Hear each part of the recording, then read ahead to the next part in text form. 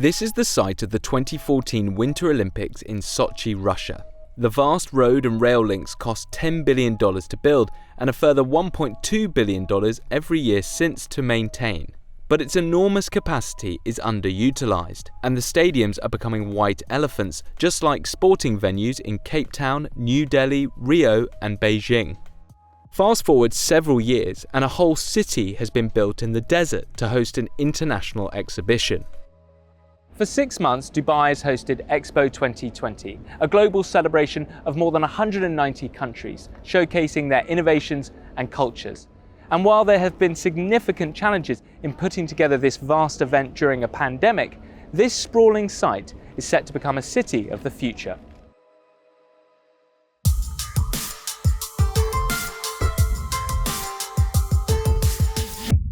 This is the first time that a World Expo has come to this part of the world. Nadia Verjee is Chief of Staff for Expo 2020. So really looking at issues, looking at business, looking at collaboration with people around the world has really been epicenter for Dubai and the UAE through the last 6 months. Construction costs for the event were estimated at about $7 billion, with the United Arab Emirates even financing several countries' pavilions, including the US pavilion, to the tune of $60 million. It's also cost a lot of money to put on an event like this. How do you measure that investment and work out whether this is all worth it? The investment really wasn't for the event. The investment was for building the city.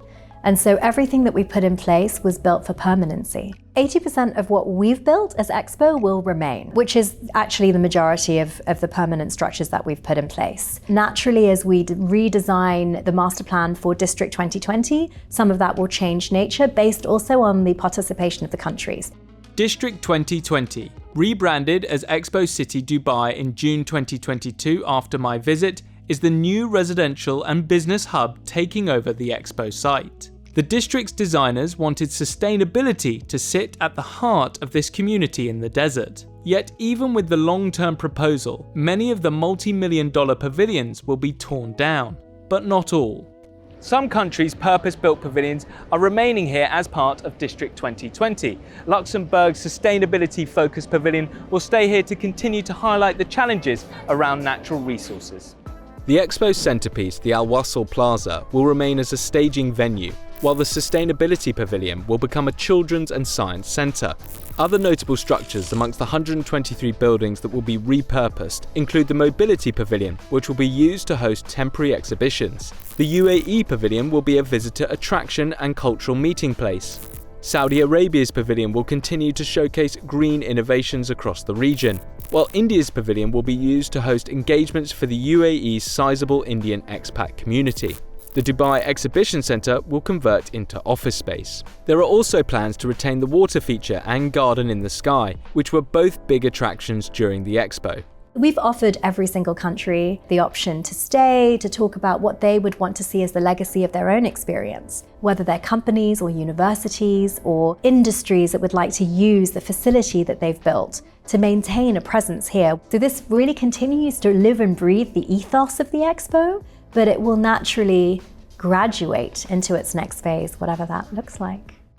So what will it look like? Well, the area is spread out over 1,000 acres and will provide homes and office spaces for up to 145,000 residents. The city will also be made up of leisure facilities and exercise grounds, including more than 6 miles of bike tracks, 3 miles of jogging tracks, and nearly 500,000 square feet of parks and gardens. There will also be a mall, a metro station, and road access to 3 highways. How big a challenge is Dubai undertaking with trying to transition District 2020 into a functioning city? It's a huge challenge because if we look at the history of the World Expo, they have tend to become white elephants because of the huge impact it has on the city. Because the World Expo sites are enormous, and after the event is gone, it's very difficult to find a new function for that site.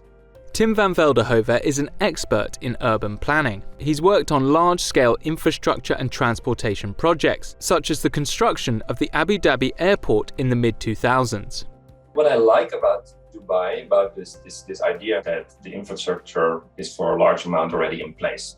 But that's only one part of the story. The other part of the story is like how you're going to attract residents, inhabitants, businesses, all sorts of things afterwards.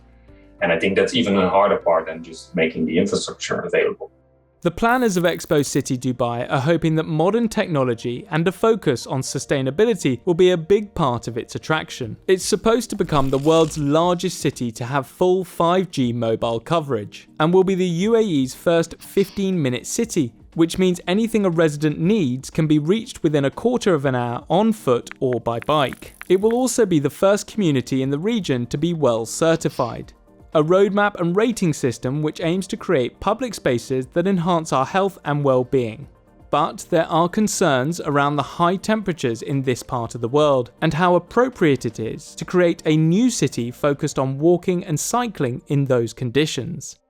Natural ventilation and evaporation, it's definitely going to help, but yeah, it's still going to be 50 degrees out there, so it's still going to be a challenge. We can solve a lot of things with technology, but at the same time, there are already a lot of other challenges to make this work, so this comes on top of that. Residents and companies are expected to begin moving onto the site from late 2022.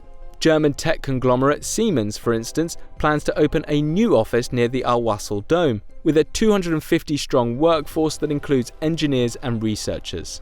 How important is making sure that you do deliver in a timely manner so that you don't lose that momentum? And what I've learned from analyzing all the World Expos over the last, let's say, almost 200 years now, momentum is everything. If you sit down and wait for a couple of months after the expo is gone, basically the entire momentum is gone, and then you see nobody's willing or able to take another step forward. It really is sort of an open place that will continue to live and breathe as it evolves into its next phase. So there's no specific timeline per se, but it really is an ongoing process just to continue to mature into what we aspire for it to become. If and when Expo City Dubai's grand designs are realised, it could become a template for how to plan for life after hosting large events. It may also set the standard for developing the layout of modern cities.